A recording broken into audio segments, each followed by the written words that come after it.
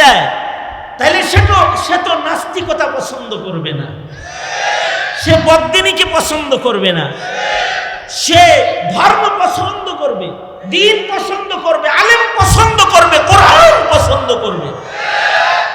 যদি কেউ জন্মের পরে মুসলিম ঘরে জন্মিয়েও ইসলাম পছন্দ না করে, তাইলে উলামারা বলেন তার কলবে আল্লাহ কালিমার সিল মারে নাই, এখনো সিল মারে নাই। এ কারণে মুসলিম হিসাবে জন্মগ্রহণ করার পরেও ইসলাম তার অপছন্দ লাগে।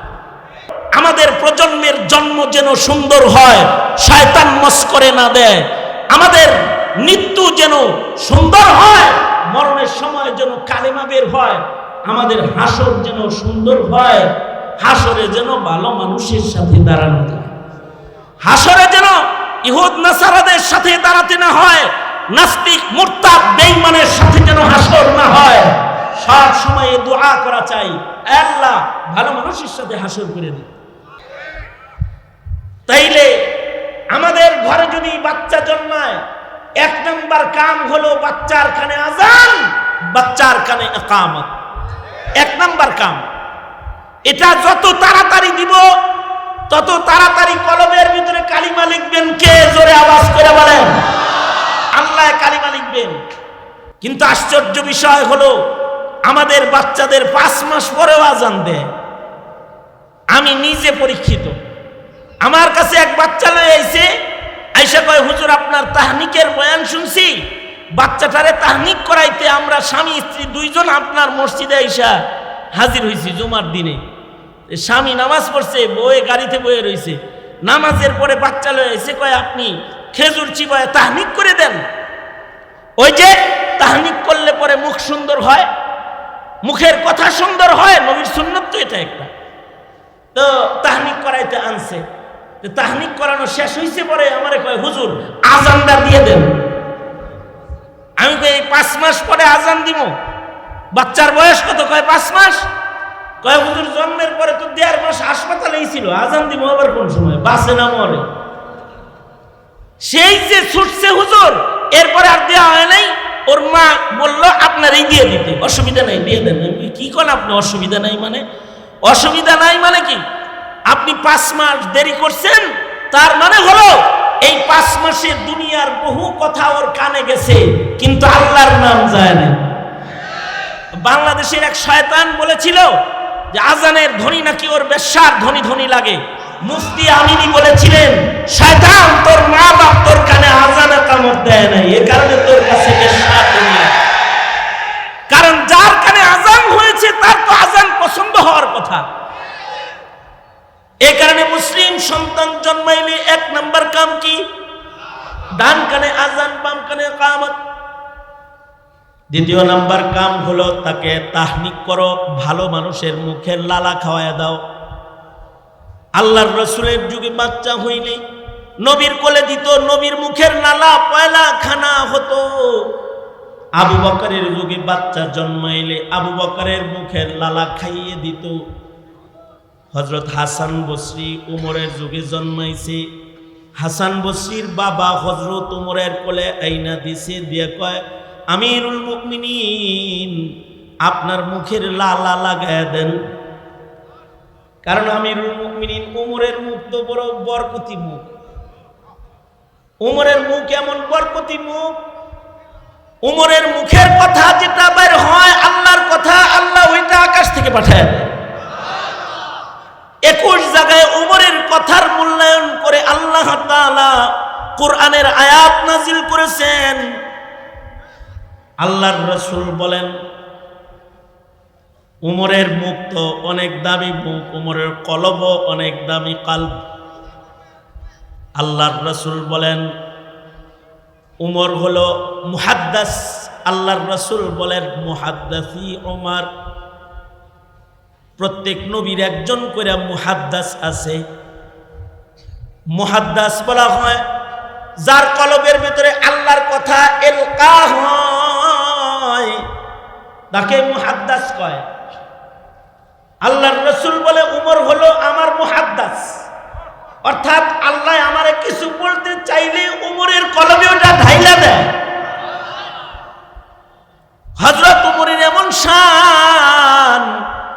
আল্লাহর রাসূল বলেন লাউ কানা বাদি নাবিয়্যুন লাকানা উমর, আমার পরে কেউ নবী হইলে উমর নবী হতো। আল্লাহর রাসূল বলেন উমর ফারুক বাইনাল হাক্কি ওয়াল বাতিল আশাদ্দুহুম ফি আমরিল্লাহি উমর।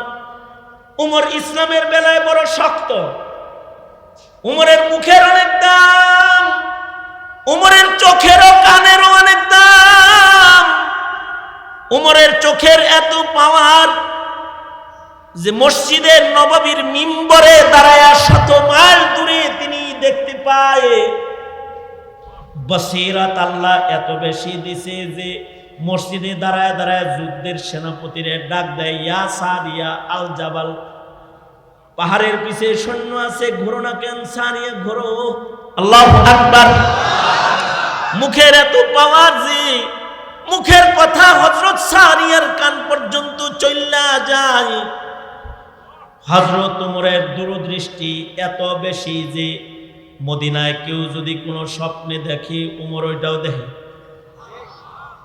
আব্দুল্লাহ বিন যায়েদ বিন আব্দে রব্বিহি এসে বলে, আল্লাহর নবীকে বলতেছে, আল্লাহর নবী আমি স্বপ্নে দেখছি একজন আমারে আজান শিখাইবার লাগছে, এইভাবে এইভাবে নামাজে আমারে ডাকবার কয়।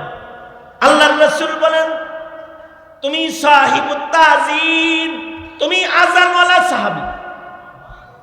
ফেরেশতা ছিল আল্লামাকাত তাজিন, তুমি সাহিবুল আজান, তোমাকে আজান ইকামত শিখায় গেছে ফেরেশতায়।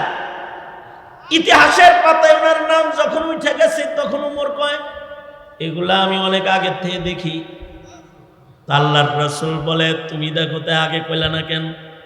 হযরত ওমর বলে আমি লক্ষ্য করতেছিলাম যে আমার একটা অখ্যাত ভাইয়ের নাম ইতিহাসের পাতায় উঠবার লাগছে, মানে যাকে এর আগে কেউ চিনে না কিন্তু আজকে তাকে সারা পৃথিবী চিনতেছে। তার স্বপ্ন দিয়ে আজানে কামত দুনিয়ায় আইতাছে, তার নামটা ইতিহাসের পাতায় স্বর্ণাক্ষরে লেখা হচ্ছে। আমি চিন্তা করে দেখলাম এখন যদি আমি মুখ খুলি তাহলে আমার ভাইয়ের ইজ্জতে হানি করা হয়, ইজ্জত ধরে টান দেওয়া হয়, তার জায়গায় নিজে যাওয়ার চেষ্টা করা হয়। এ কারণে আমি চুপ থেকে একটু ইশারা করলাম, মর্যাদার চেয়ারটা আমি আব্দুল্লাহ বিন যায়েদ বিন আব্দে রব্বির দিয়ে দিলাম। আব্দুল্লাহ বিন যায়েদ বিন আব্দে রব্বি একজন আজব সাহাবী, রাখাল মানুষ ছিল, কৃষক মানুষ ছিল, কিন্তু মুখের পাওয়ার এত, আজানের হাদিস ছাড়া আর কোনো হাদিস তার বর্ণনায় নাই, কিন্তু মুখের পাওয়ার এত। রাসূল মারা গেছে আর আব্দুল্লাহ বিন যায়েদ বিন আব্দে রব্বি সেজদায় পড়ে বলে, ওগো আল্লাহ, যে চোখ দিয়া মুহাম্মাদুর রাসূলুল্লাহ দেখা যাবে না, ওই চোখ দিয়া সূর্যের আলো চাঁদের আলো আমি দেখবার চাই না। যে চোখ দিয়া নবুয়তের আলো দেখা যাবে না, নবুয়তের সৌন্দর্য দেখা যাবে না, নবীর সৌন্দর্য দেখা যাবে না, এই চোখ দিয়া দুনিয়ার কোনো সৌন্দর্য আমি আর দেখতে চাই না। ওগো আল্লাহ, তুমি আমারে অন্ধ বানায় দাও।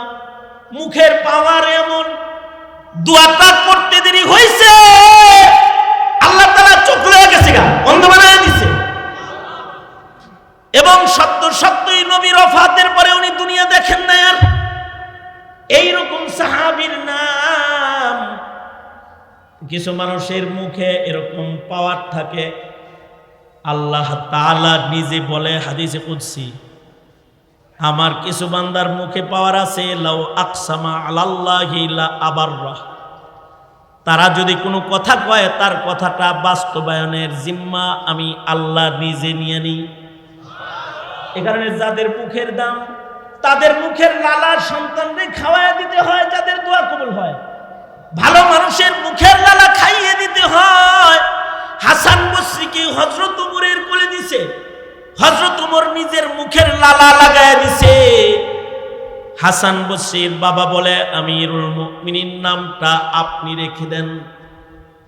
হযরত উমর বলে, সাম্মুহু হাসানান ফা ইন্নাহু হাসানুল ওয়াজহি, চেহারাটা খুব সুন্দর দেখা যাইতেছে, নামটা হাসান রাইখা ফেলাও। হযরত ওমর নাম রাখলেন, হযরত ওমর মুখের লালা খাওয়াইলেন। আল্লাহ তাআলা হাসান বসরিকে শ্রেষ্ঠ তাবেঈ বানায়া দিলেন।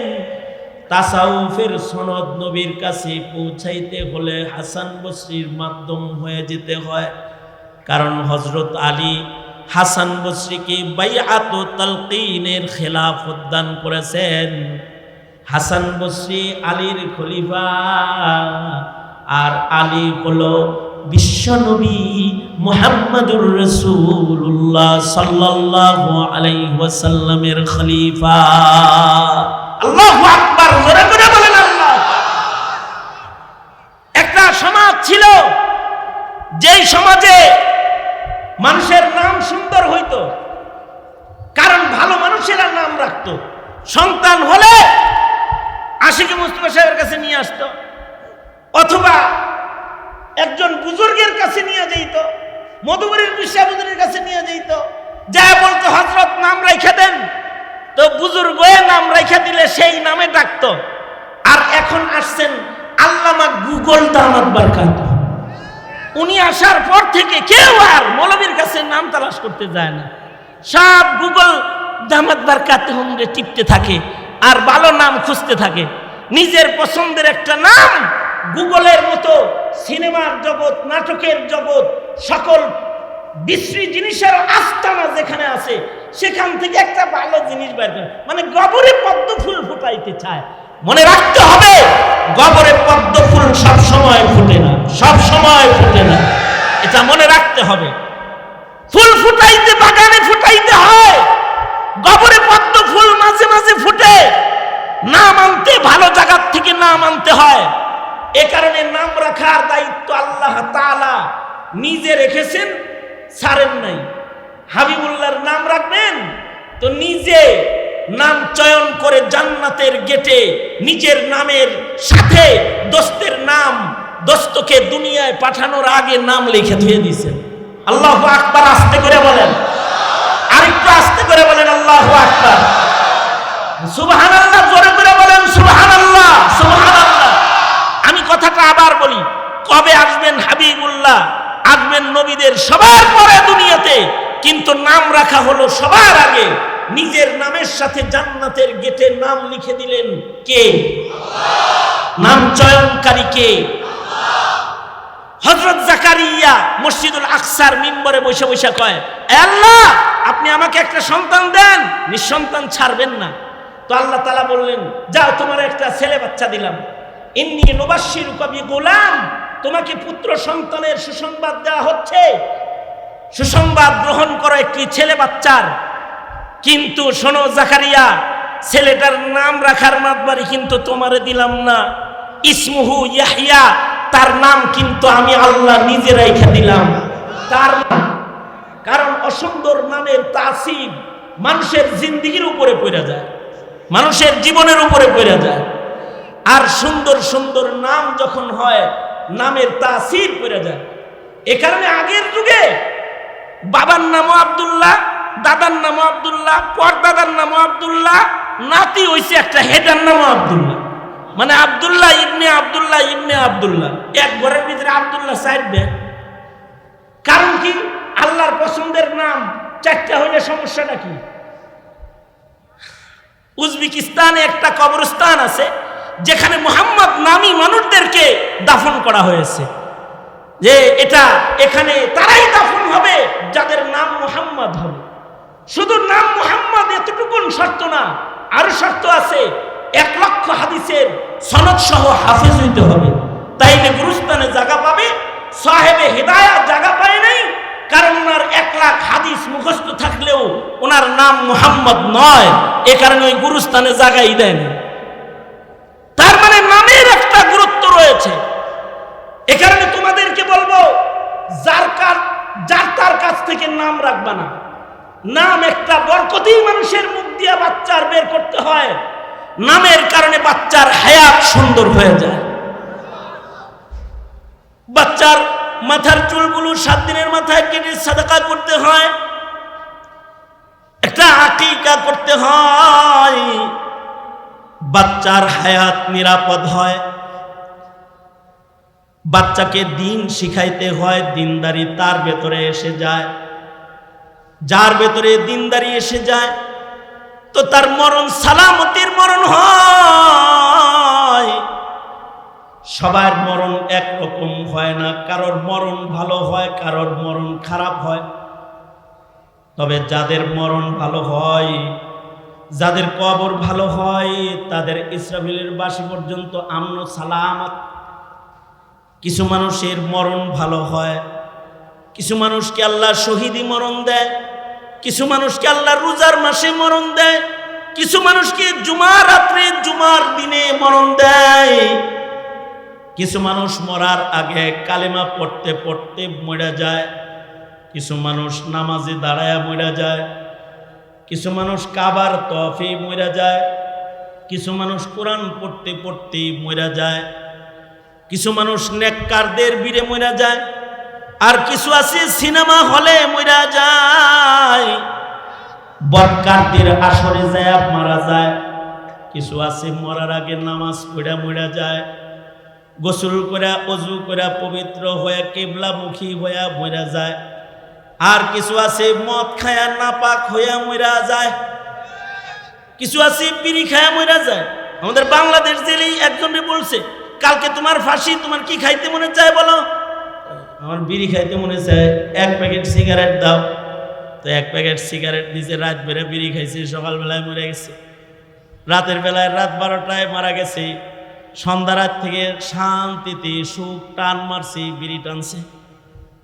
কেউ আছে মরার আগে মদ খায়, কেউ আছে মৃত্যুর আগে জেনা করে ফেলায়, আর কেউ আছে মরার আগে শহীদি মরণের দস্তরখান পায়া ফেলায়, মরার আগে কোরআন তেলাওয়াতের সুযোগ পায়, মরার আগে তারা ইবাদতের সুযোগ পায়া ফেলায়।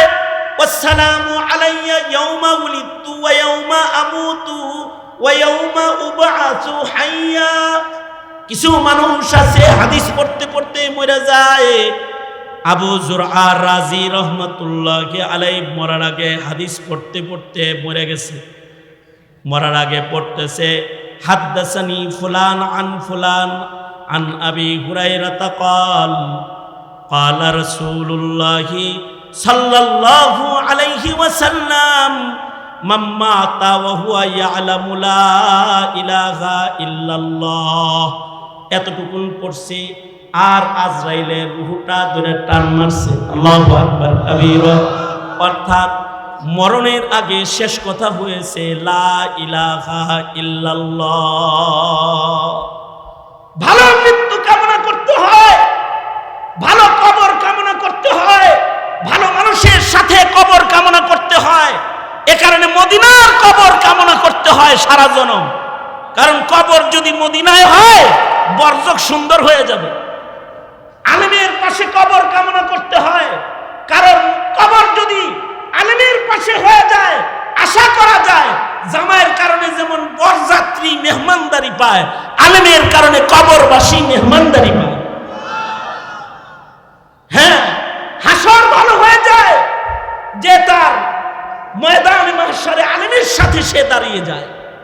মুহতারাম হাজরিন, আজকের মাহফিলের মধ্যমণি আমাদের সকল আর মুরব্বী হযরতুল আল্লামা আব্দুল হামিদ পীর সাহেব মধুপুর দামাত বরকাতুহুম চলে আসছেন। আলহামদুলিল্লাহ, জোরে আওয়াজ করে বলেন। আরো আকাবির হযরত উলামায়ে কিরাম এসেছেন। আমি সূরা মারইয়াম থেকে আয়াত পড়ে আপনাদেরকে যেই বিশেষ মাকসাদটা আপনাদেরকে পেশ করলাম, আমাদের প্রজন্মের জন্ম যেন সুন্দর হয়, শয়তান মস্করে না দেয়। আমাদের মৃত্যু যেন সুন্দর হয়, মরণের সময় যেন কালেমা বের হয়। আমাদের হাসর যেন সুন্দর হয়, হাসরে যেন ভালো মানুষের সাথে দাঁড়ানো যায়। হাসরে যেন ইহুদ নাসারাদের সাথে দাঁড়াতে না হয়, নাস্তিক মুরতাদ বেঈমানের সাথে যেন হাসর না হয়। সব সময় দোয়া করা চাই, আল্লাহ ভালো মানুষের সাথে হাসর করে দিন।